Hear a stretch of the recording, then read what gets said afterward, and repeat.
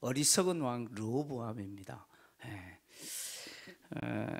솔로몬이 드디어 죽었잖아요. 솔로몬이 죽고 그의 아들 르호보암이 왕이 되었는데, 르호보암의 어머니는 암몬 여인이에요. 이방인이에요. 유대인들이 뭐 수수혈통 그러는데 사실 아닙니다. 이방 여인인 암몬 여인 나아마가 이 르호보암의 어머니입니다. 솔로몬 사이에서 이제 르호보암이 태어났죠. 르호보암이 왕이 되었을 때 나이가 41살입니다. 41세에 왕이 되었고, 남유다 왕으로 몇 년을 통치했냐면 17년을 통치를 했습니다. 르호보암의 아버지 솔로몬 왕은 어떻게 보면 인류의 역사에 있어서 가장 지혜로운 왕이다라고 하는 특징이 있잖아요, 그죠? 솔로몬은 가장 지혜로운 왕이었는데, 반대로 그의 아들인 르호보암은요, 어리석은 왕의 대명사입니다. 어리석은 왕의 대명사죠. 르호보암의 어리석음은 결국 북쪽 10지파가 르호보암이 아니라 여로보암을 따르게 되는 이유가 됩니다. 솔로몬이 죽은 이후에 이제 르호보암이 왕이 되기 위해서 세겜으로 갔는데, 세겜에서 이제 왕으로 즉위를 한 거예요. 세겜에서 즉위를 했는데, 이 세겜이라고 하는 도시는 이스라엘 역사에 있어서 굉장히 좀 중요한 도시죠. 이 세겜은 요셉의 무덤이 있는 곳이죠. 요셉의 무덤이 있는 곳이고요. 그리고 이 세겜이라고 하는 도시는 이스라엘 백성들이 이제 가나안 땅에 들어온 이후에 이곳에서 언약을 갱신했어요. 그러니까 세겜을 중심으로 그리심산, 에발산이 있지 않습니까? 이곳에서 언약을 갱신한 장소입니다. 그만큼 세겜은 중요했고, 그리고 또 북이스라엘 역사에 있어서 이 세겜은 초대 수도였습니다. 나중에는 옮겨지겠지만 첫 수도가 바로 세겜이었습니다. 르호보암이 예루살렘에서 즉위하지 않고 왜 세겜에서 즉위했는지 이유는 잘 몰라요. 기록하지 않았기 때문에.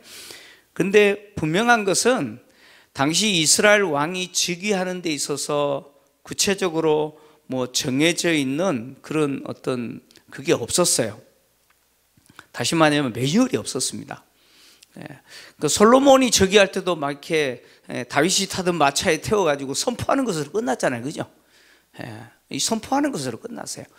그래서 왕의 즉위식에 대한 어떤 매뉴얼이 없었기 때문이기도 하고, 또 한편으로 이 세겜이라고 하는 도시가 남유다와 북이스라엘 사이에 있는 중간 지점이기 때문에 어떤 측면에서 북쪽 지파를 아우르기 위한 어떤 생각이 아마 르호보암에게 있었던 것 같아요. 그래서 이제 세겜에서 즉위를 했는데, 이렇게 왕이 된 르호보암에게 이스라엘에 온 회중과 여로보암이 왕에게 나왔습니다. 성경을 보니까 여로보암이 솔로몬 왕을 피하여서 애굽에 있었는데 그때까지 있었다는 거예요. 있었는데 무리가 사람을 보내어서 데려왔다, 이렇게 기록하고 있잖아요. 이 무리는 누굴까? 아마 이 북쪽 지파인 것 같아요. 북쪽 지파, 특히 이 여로보암이 소속되어 있는 이 요셉 지파에서 주도적으로 여로보암을 데리고 온 것 같습니다. 우리가 이제 이미 살펴봤던 것처럼 이 여로보암이 솔로몬 왕 때에 인정을 받았잖아요, 그죠? 특히 솔로몬이 그 밀로와 다윗성을 건축하는 일에 있어서 이 여로보암이 굉장히 부지런한 것을 보고 이 여로보암에게 요셉 지파를 감독하는 역할을 맡겼잖아요. 그러니까 요셉 지파를 감독하는 역할을 맡았을 정도로 이 요셉 지파를 비롯한 이 북쪽 지파들에게 있어서 여로보암은 굉장히 이미 알려진 인물이라는 거죠. 그리고 여로보암은 영웅이라고 이야기하잖아요, 그죠? 용사다라고 표현하잖아요. 굉장히 리더십이 탁월한 사람이었다는 것이죠. 그러니까 북쪽 지파들에게 있어서 이 여로보암은 자신들의 리더로서의 어떤 대표자로서의 역할을 충분히 할 수 있는 그런 사람이었기 때문에 애굽에 있는 여로보암을 데리고 왔던 것이죠. 그렇게 해서 그를 리더로 세워서 리더를 세워서 르호보암에게 찾아온 것이죠. 이렇게 찾아와서 뭘 요구했느냐? 뭘 요구했냐면 솔로몬이 그들에게 부과한 고역과 무거운 멍에를 좀 가볍게 해주십시오 라는 요구를 했습니다. 이들이 메고 있는 고역과 무거운 멍에라고 하는 이것은 뭘 이야기하냐면 솔로몬이 그들에게 부과한 고된 그 노동이죠. 국책 사업으로서 노동과 그리고 또 거기에 필요한 돈으로서 세금을 이야기합니다. 그러니까 노동과 무거운 세금 이걸 좀 줄여달라는 것이죠. 실제로 솔로몬은 통치 기간 내내 한 게 뭐냐면 공사만 했어요. 공사. 뭐만 했다고요? 공사만 했어요. 7년 동안 뭘 지었어요? 하나님의 성전을 건축했어요. 그리고 13년 동안 또 뭐 했어요? 자기 궁을 건축했잖아요. 그것만 한 게 아니에요.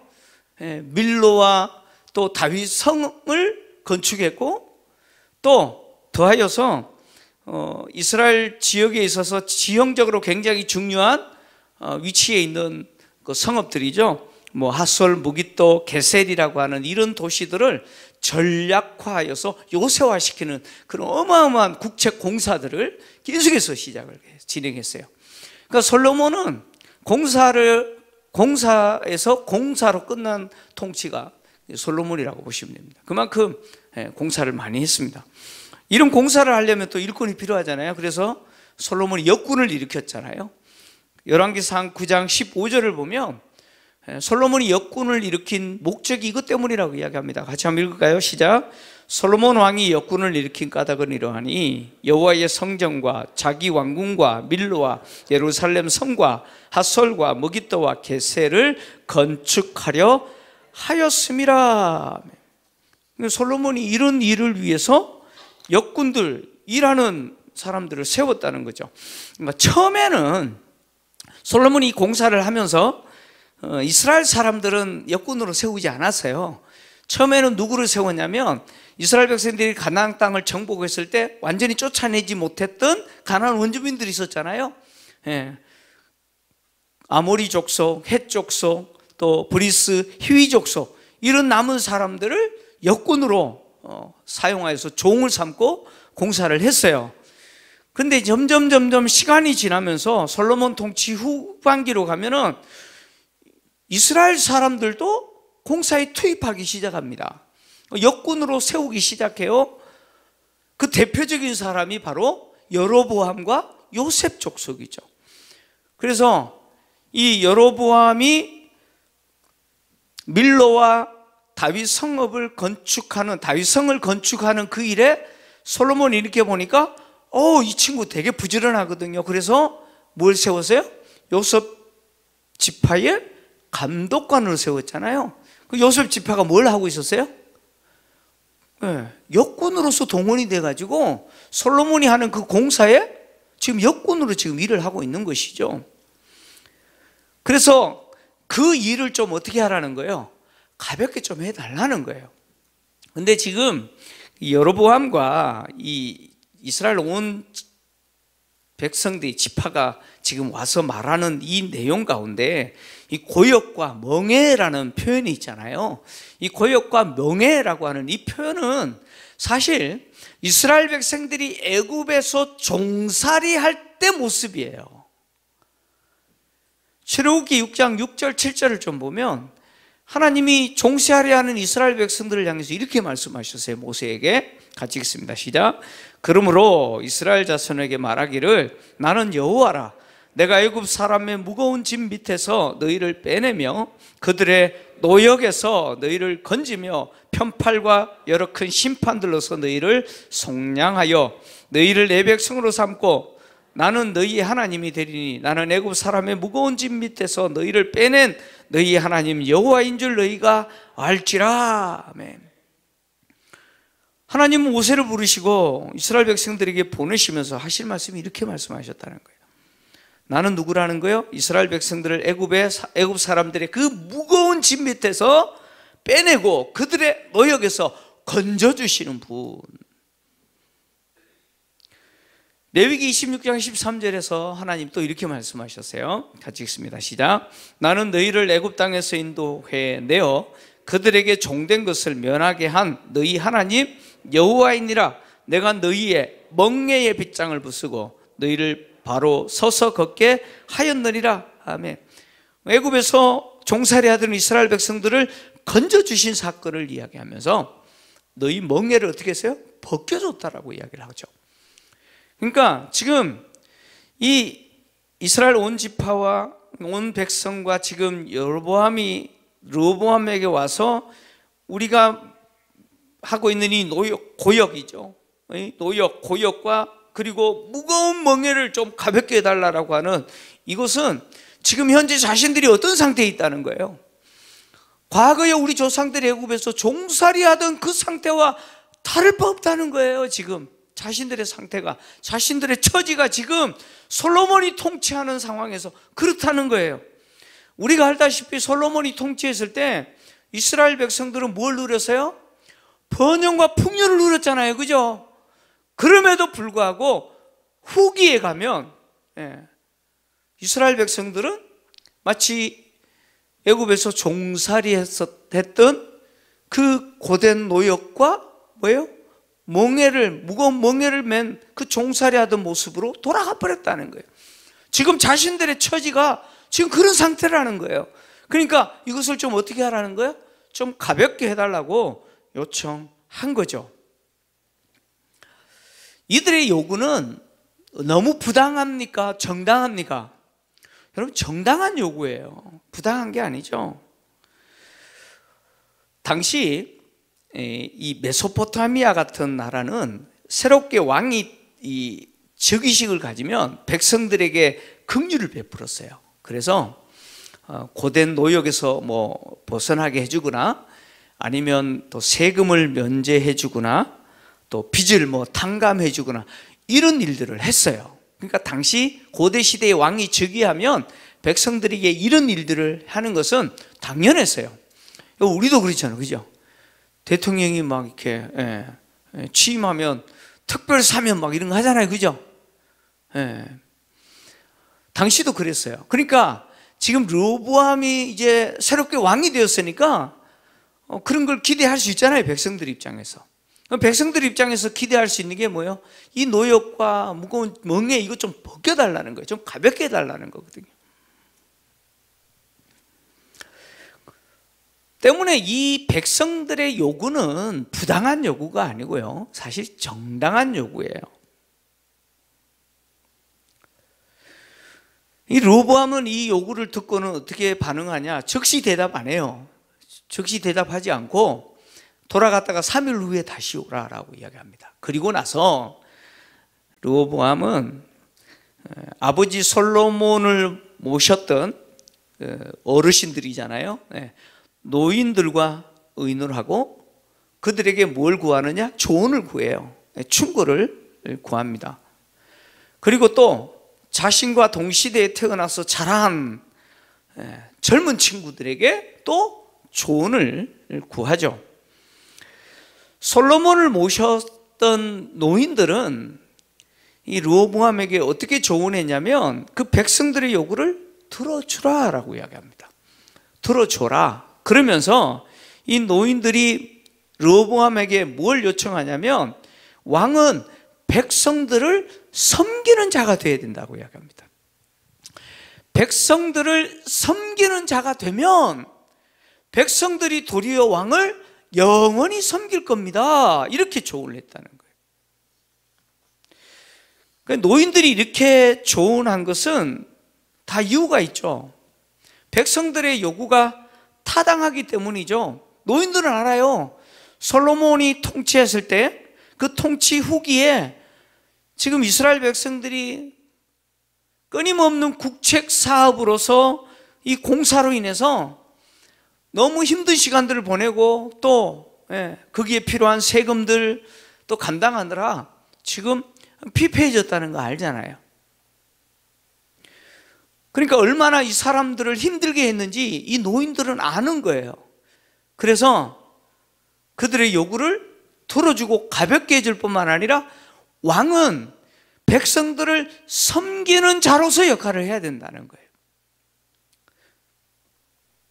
사실 이 노인들이 르호보암에게 말한 이 조언은요, 이스라엘 왕으로서 가져야 될 바른 태도죠. 이스라엘 왕은 다른 이방 민족의 왕과는 달라요. 이스라엘 왕은 진짜 왕이신 하나님의 통치가 실현되도록 하는 역할이죠. 누가 이스라엘의 왕입니까? 하나님이시잖아요. 그죠? 왕이신 하나님을 대리하여서 그 하나님의 통치가 실현되도록 하는 역할을 하는 사람이 이스라엘의 왕이에요. 그래서 이스라엘의 왕은 군림하는 자가 되면 안 돼요. 이스라엘의 왕은 위로는 누구를 섬겨야 돼요? 위로는 하나님을 섬기고 아래로는요, 백성을 섬기는 위치에 있어야 되는 것이 이스라엘의 왕이에요. 당연한 걸 지금 이야기하고 있는 거예요. 근데 이 노인들의 조언을 이 르호보암이 어떻게 해요? 거부했다는 거예요. 거부하고는 자신과 동시대에 태어나서 자랐던 소년들, 젊은이들의 조언을 선택합니다. 젊은이들은 뭐라고 조언했냐면, 아버지 솔로몬이 부과한 것보다 더 무겁게 어떻게 해요? 멍에를 씌워야 된다. 그래서 내 새끼손가락은 누구의 허리보다 크다? 내 새끼손가락은 우리 아버지의 뭐보다 크다고요? 허리보다 크대요. 이야, 새끼손가락이 얼마나 굵었으면 허리보다 굵어요. 이 말이 무슨 말이에요? 아버지가 부과한 멍에는 너무 가벼운 거라는 거예요. 나는 그거와 비교할 수 없는 무거운 멍에를 내가 너희에게 지우겠다 이거잖아요. 그죠? 아버지가 너희에게 시킨 노역이라고 하는 것은 그 별거 아니라는 거예요. 이제부터 내가 너희에게 부과하는 노역은 아버지의 허리보다 더 클 거다. 그리고 또 뭐라고 말을 하느냐? 아버지는 채찍으로 징계했으나 나는 정갈 채찍으로 징치한다 그럽니다. 그러니까 아버지에게 거역한 자는 채찍으로 혼냈는데 나는 어떻게 한다고요? 내 말을 거역하는 자는 정갈 채찍으로 한대. 이 정갈 채찍이 무엇인지는 모르겠어요. 무엇인지는 모르겠는데 이 세모정에는 쇠 채찍 이렇게 표현했어요. 아마 채찍 끝에 금속이 달려 있었던 것 같아요. 그래서 때리면 살점이 막 쭉쭉 찢어지는 거 있죠. 그런 채찍으로 내가 너희들을 징계하겠다 이렇게 했던 것 같아요. 실제로 르호보암은 노인들의 조언을 거부하고 3일 만에 그에게 온 이 여로보암과 또 온 이스라엘을 향해서 똑같이 이렇게 말합니다. 근데 성경은 뭐라고 표현했냐면 포악하게 말을 했다고 이야기합니다. 포악한 말을 했다.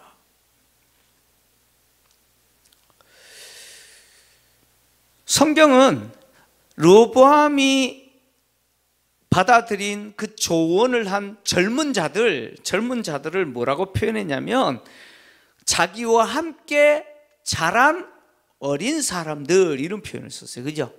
자기와 함께 자란이라는 표현을 사용했어요. 이게 무슨 이야기예요? 자, 제가 물어볼게요. 르호보암은 손에 흙을 묻혀봤을까요? 안 묻혀봤을까요? 르호보암은 왕자인데 손에 흙을 묻혀봤을까요? 안 묻혀봤을까요? 설거지 해봤을까요? 안 해봤을까요? 힘든 일 해봤을까요? 안 해봤을까요? 누구 밑에서 일해봤을까요? 안 해봤을까요? 안 해봤죠, 그죠? 힘들 거 알아요? 몰라요? 모르죠. 근데 자기와 같이 자란 사람들이라고 했어요. 이 사람들 누구예요?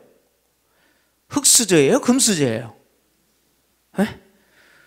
금수저죠, 그죠? 금수저예요. 자기와 똑같은 환경에서 사는 사람들이에요. 그러니까 백성들이 피눈물 흘리는 거 봤어요? 못 봤어요? 그거 알아요? 몰라요? 모릅니다. 아버지 솔로몬이 백성들에게 지금 부과한 그 고역과 그 무거운 멍에가 백성들로 하여금 지금 피눈물 나게 하겠다는 거 몰라요. 궁에서 호의호식하면서 자랐어요. 그죠? 그리고 그와 함께 자란 이 사람, 이 젊은이들도 몰라요. 세상 어떻게 돌아가는지 몰라요. 지금 국민들이 얼마나 힘든지 몰라요. 궁에서 사치만 즐기면서 살았어요. 아버지 잘 만나서 손에 손 묻히는 게 아니고 손에 흙 묻히게. 고맙습니다. 저도 헷갈려가지고 흙에 손을 묻히는지 손에 흙을 묻히는지. 여러분 그렇게 산 사람들이에요. 이들은 사치만 알지 백성들이 얼마나 고생하는지 모르고 있는 거죠. 그러니까 이런 사람들은 이렇게 말하는 사람이에요. 어떤 사람이 굶어 죽었대요. 그러면은 에이 그 라면이라도 끓여 먹지 이렇게 말할 사람이라는 거예요. 지금 무슨 말하는지 이해되시죠? 우리 애들이 그러더라고요. 아빠 때 너무 힘들었다고. 우리 할아버지 할머니는 보릿고기를 지났는데 먹을 게 없어가지고 막 뭐 소나무 깎아 먹고 막 칡뿌리 깨 먹고 이렇게 이야기하면 라면 끓여 먹듯이 그러셨어요. 그래. 애들이 그러잖아요. 그죠? 뭘 몰라요. 지금 이 친구들은 그걸 모르는 거예요. 지금 그냥 부모 잘 만나서 사치를 즐기고 풍요를 즐기기만 했어요. 그런 사람들이 하는 말이 뭐예요? 지금 흔히 말하는 표현대로 살만하니까 저런 소리 한다 그런 거죠. 그죠? 살만하니까 저런 소리 한다 그런 거예요.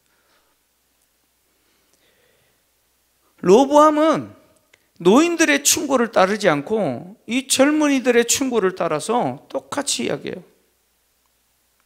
포악한 말로 해요. 뭐 표정은 어땠는지 모르겠는데 성경이 포악한 말을 했다는 내용을 통해서 굉장히 엄하게 얘기했던 것 같아요. 로보암이 지금 젊은이들이 했던 이 말을 그대로 자기에게 3일 만에 찾아온 자들에게 한 것은 한마디로 이런 이야기죠. 지금부터 나는 너희들을 우리 백성, 우리 조상들이 애굽에서 종살이 했던 것보다 더 힘들게 만들 것이다 이런 이야기죠. 그렇잖아요. 지금 솔로몬이 통치하는 통치 후기에 이 백성들이 애굽에서 종살이 했던 그들의 선조와 같이 고된 노역과 무거운 멍에를 지고 지금 신음했는데 지금 르호보암은 그보다 더 하겠다고 하는 거잖아요. 그러니까 이스라엘 백성들을 애굽에 종살이 했던 그들의 조상들의 종살이처럼 만들겠다는 거잖아요. 지금 성경이 지금 그 이야기를 지금 하고 있는 거예요. 자, 이스라엘 백성들이 애굽에서 나온 이유가 뭐예요? 종살이 하려고 나왔어요? 종살이 하던 그곳에서 하나님의 은혜로 구원받고 가나안 땅까지 나온 목적이 뭐예요? 하나님이 뭘 주시기 위해서요? 자유를 주시기 위해서요. 그런데 르호보암은 하나님이 자유를 주신 백성을 향하여 자기가 왕이기 때문에 뭘 주겠다는 거예요? 종 만들겠다고 지금 큰 소리 치고 있는 것이죠. 지금 르호보암은 옳고 그름에 대해서 판단을 전혀 못하는 사람이에요. 결국 이 어리석은 르호보암은 나라를 뭘로 만들어버려요? 둘로 나눠지게 만들어버려요.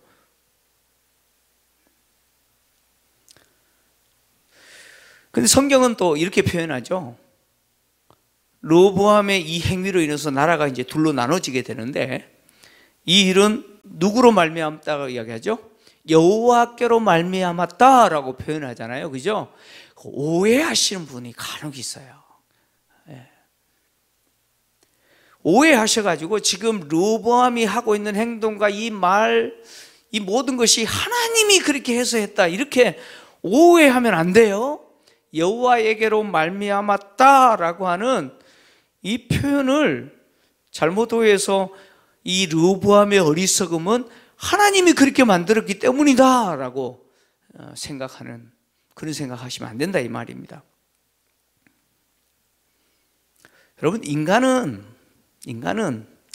처음부터 지혜로울까요? 처음부터 미련할까요? 좀 고민하시면서 대답하십시오. 그냥 툭 하지 마시고. 인간은 처음부터 지혜로울까요? 미련할까요? 네? 여러분, 하나님이 더 미련하게 할 필요도 없는 것이 인간이에요. 인간은 처음부터 어리석어요. 하나님이 죄를 짓게 했기 때문에 죄를 짓는 게 아니에요. 처음부터 죄 짓고 사는 것이 인간이에요. 르호보암의 어리석음이 여호와에게로 말미암았다. 왜냐하면 아히야 선지자를 통해서 여로보암에게 주신 그것을 이루기 위함이다라고 말을 성경이 기록했기 때문에 하나님이 르호보암을 어리석게 만들어서 나라를 둘로 나눠지게 했다, 이게 아니에요. 르호보암이라는 사람은 처음부터 어리석은 사람이죠. 다시 말하면 하나님이 우리에게 지혜를 주시지 않으면 인간은 어리석은 거예요. 하나님이 뭘 주셔야 돼요? 지혜를 주셔야 되는 거예요. 하나님이 지혜를 주셔야, 하나님이 우리에게 옳고 그름을 판단할 수 있는 총명을 주셔야 우리가 지혜롭고 총명이 있는 자가 되는 것이죠. 르호보암 같은 경우는 솔로몬에게는 하나님이 지혜를 주셨지만 르호보암에게는 하나님이 지혜를 안 주신 거예요. 지혜를 안 주신 르호보암은요, 미련해가지고 똥오줌을 못 가려요. 어떻게 판단해야 옳은지를 몰라요.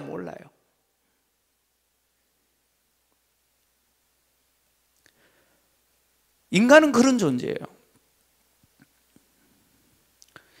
인간은 처음부터 어리석고 미련한데 하나님이 지혜를 주시고 은혜를 주셔서 당신의 도구로 쓰시는 거예요. 여러분, 솔로몬도 그렇게 쓰신 거예요. 우리도 마찬가지죠. 하나님 내버려 두시면요, 세상에 미련해도 그렇게 미련한 사람이 없어요, 우리가.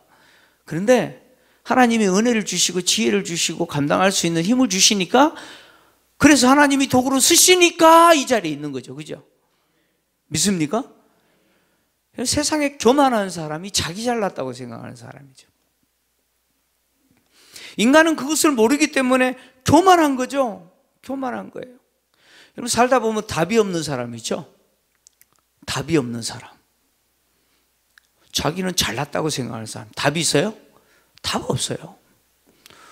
자기는 옳다고 생각하는 사람. 답이 없어요. 답 없어요. 그래서 잠언 12장에 보면 악인은요, 자기 행위를 옳다고 인정한다, 그렇게 했어요. 자기 행위가 옳다고 생각하는 사람만큼 답 없는 사람은 없어요.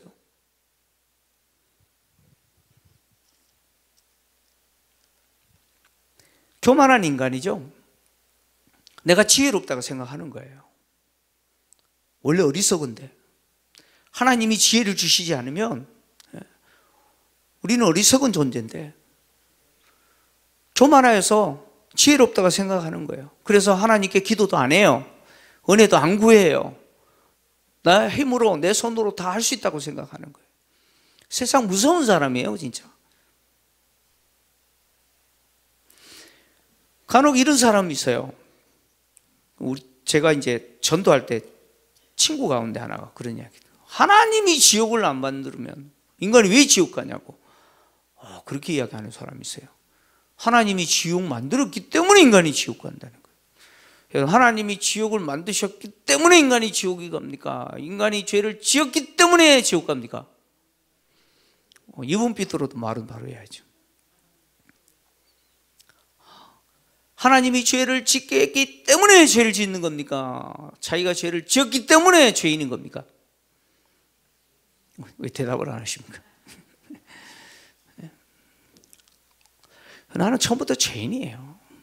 하나님 지옥을 만들었기 때문에 내가 죄 짓는 게 아니고 내가 지은 죄의 대가, 그것이 지옥이에요. 내가 행한 것에 대한 대가예요, 대가. 하나님 핑계 대지 마십시오. 르호보암은 이런 사람이죠. 르호보암은 하나님이 지혜를 주시지 않으면 인간은 이렇게 무지하고 이렇게 어리석다라는 것을 보여주는 사람이 르호보암이죠. 그리고 하나님은 이 르호보암의 이 어리석음을 어떻게 해요? 도구로 사용하셔서 아이야 선지자가 솔로몬에게 경고했던 심판을 선언했잖아요. 그 심판 선언을 이루시는 분이라는 거예요. 여러분, 하나님은 신실하신 분이에요. 하나님은 아이야 선지자를 통해서 어떻게 나라를 둘로 나눌지 말씀 안 하셨어요. 그죠? 하셨어요? 여로보암에게 10지파를 주신다라고 분명히 이야기는 하셨어요. 근데 어떤 방식으로 주실 건지 말씀 안 하셨어요. 근데 하나님이 이 르호보암의 어리석음을 도구로 사용하시고 그래서 나라를 나눠지게 하시는 거죠. 지금도 하나님은 인류의 역사를 그렇게 이끌어 가시는 거예요. 인간이 아무리 똑똑하다라고 해도 하나님이 지혜를 주시지 않으면 그 똑똑하다라는 인간이 선택한 게 뭐예요? 그게 불덩어리죠, 불덩어리고. 그것이 뭐예요? 그게 저주요. 그게 화죠. 그래서 우리에게 필요한 게 뭐냐면 하나님께 은혜를 구하는 거예요. 하나님께서 내게 은혜를 주셔야 돼요. 하나님이 나에게 은혜를 주시지 않으면 지금 제가 여기 서가지고 르호보암이 어떠니, 아이고 이 병신 그러고 지금 뭐 설교하고 있잖아요. 그죠? 근데 솔직히 하나님이 저에게도 은혜를 주시지 않으면 저도 똑같이 이 모습대로 갈 거예요. 그죠? 내 딴에는 잘했다고 선택하는 것들이 결국 뭐예요? 폭망하는 짓들을 하고 있는 거죠. 하나님이 지혜를 주시고 하나님이 은혜를 주셔야 돼요. 옳고 그름에 대해서 판단할 수 있는 은혜를 주셔야 내가 바로 선택하고 바로 판단하면서 갈 수 있는 거예요. 그것은 한 개인의 삶이든 가정이든 교회든 똑같습니다. 그래서 우리는 교만하면 안 돼요. 교만은 패망의 선봉이에요. 그래서 항상 겸손하게 누구를 바라봐야 돼요? 하나님을 바라보시고 주를 보시면서 은혜를 주시도록. 그래서 무슨 일을 하나님이 나에게 하게 하시든 간에 내 힘으로 하려고 하지 마시고 하나님 주시는 은혜로 감당하려고 하셔야 돼요. 그래야 나의 선택과 판단이 실수하지 않습니다. 실수하지 않아요. 그리고 내가 결정하는 그것이 나뿐만 아니고 공동체 유익이 되죠. 여러분, 아버지가 판단 잘못해가지고 완전히 집 거들난 분들 있죠? 여기는 없나 봐요. 네. 아버지가요, 판단 한번 잘못해가요, 그냥 집에 딱지 막 붙는 분들이 있어요, 간혹. 아버지가 뭐 그러려고 했겠어요? 그죠? 여러분, 한 번 잘못한 것 때문에 나만 고생하는 게 아니에요. 가족들이 힘들어하고 그런 경우 얼마나 많습니까? 그래서 우리가 필요한 게 뭐예요? 늘 하나님을 의지하는 거예요. 솔로몬이 하나님을 의지했을 때 하나님 주신 게 뭐예요? 지혜였습니다. 지혜였어요. 하나님께 돌아섰을 때 그가 했던 행동은 뭐예요? 어리석음이죠. 미련한 것이죠. 여러분, 세상적으로 보면 똑똑한 거예요. 그죠? 얼마나 똑똑해요. 결혼 전략을 통해서 이웃 국가들과 뭐예요? 사돈관계 맺고, 무역을 통해서 경제를 부흥시키고, 말들과 병거를 통해서 이런 국책 사업을 통해서 각 요새들마다 튼튼하게 하고, 얼마나 지혜롭습니까? 세상적인 방식으로 보면. 근데 하나님 앞에서 봤을 때는 뭐예요? 천하의 미련한 행동이죠. 어리석은 행동인 거예요.